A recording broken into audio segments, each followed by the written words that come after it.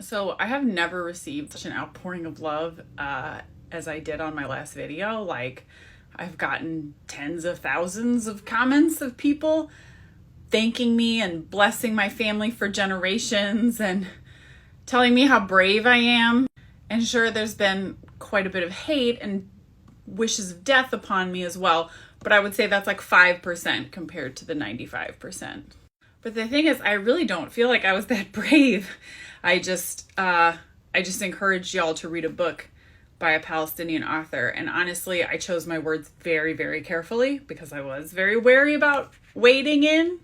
But since I'm already getting the death threats and stuff, I thought I'd just go ahead now and be more brave and maybe earn some of that respect and love that I have been getting from so many of you. So the Israeli government has announced that they are cutting off food, water, electricity, and fuel to Gaza, which is a city that has 1 million children in it.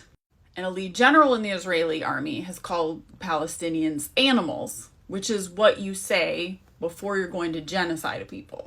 Forget about Hamas, because if you are in the US, your tax dollars are not funding Hamas, which is not a state government.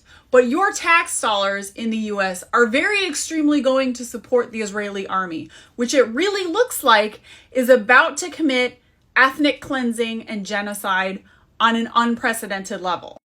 Now, a ongoing ethnic cleansing and genocide has been happening in Israel against the Palestinians for 75 years. But what it looks like is about to happen is an incredible escalation of that, possibly up to extermination. And your tax dollars, if you are a USian, are going to fund it. And so you have a moral obligation to do something about that. Joe Biden this morning bragged to a press conference that he did not urge any restraint upon Netanyahu, who looks primed to commit mass murder and extermination and create one of the world's greatest humanitarian crises in this city, which again has 1 million children in it. And in my last video, I called Gaza an open air prison, but someone corrected me and was like, really, a better term is concentration camp, because prison implies being convicted of a crime.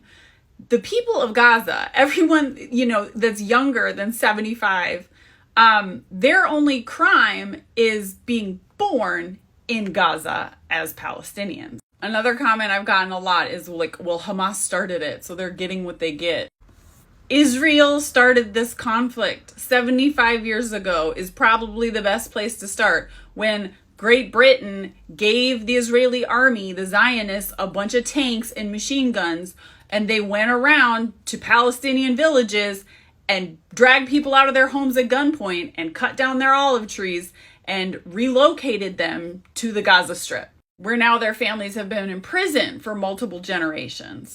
There are many, many Palestinians who have keys that they wear around their necks that are the keys to the homes that their parents or grandparents or they themselves were kicked out of 75 years ago at gunpoint.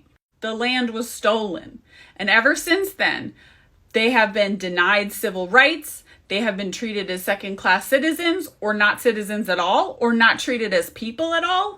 The theft of home continues.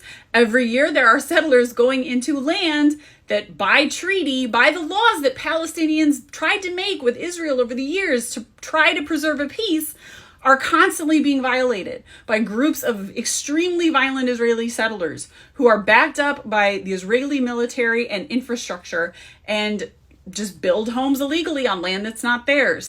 I had people in the comments saying, well, Israeli never cheered the death of Palestinians. Again, you're really ignorant. You haven't been paying attention to what's going on. There are countless videos of groups, mobs of violent Israeli settlers parading through Palestinian neighborhoods and in Palestinian holy sites, chanting death to all Arabs, dragging Palestinians from their homes and beating them in the streets. People in my comments saying, well, Israelis never raped. No, again, sorry. The Israeli army has sexually assaulted innumerable Palestinian women, often when they are imprisoned for political crimes like showing up to a peaceful protest or posting about how they should have civil rights on TikTok.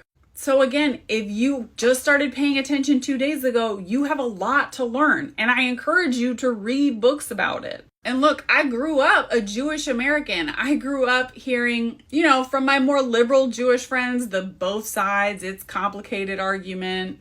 The book that really broke through all those Zionist ideas for me personally was Joe Sacco's Palestine. Now, I've been encouraging you to read books by a Palestinian author, but maybe for some USians, that's a bridge too far to start. Well, Joe Sacco is a white journalist. He's not Palestinian. He went to Palestine in the 90s expecting to find this really complicated story, this both sides are at fault thing. And he wrote this graphic novel about, what he discovered there. And because it's a graphic novel, you can read it in 2 to 3 hours and catch up on a whole lot of history. So this is maybe a good place to start. If you want to read something a little more comprehensive, if you're not intimidated by nonfiction books, read The 100 Years' War on Palestine or The Ethnic Cleansing of Palestine.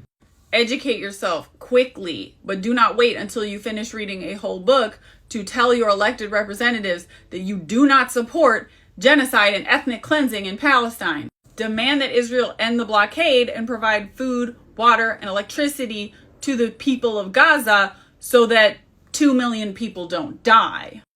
And if you can, demonstrations in support of Palestine are being planned in most major cities across the U.S. this weekend. If you're not sure how to find one and get connected, look up Students for Justice in Palestine in your region or the Palestinian Youth Movement, plus the name of your city. Google that, find their social medias, and I'm sure you'll find what they're planning.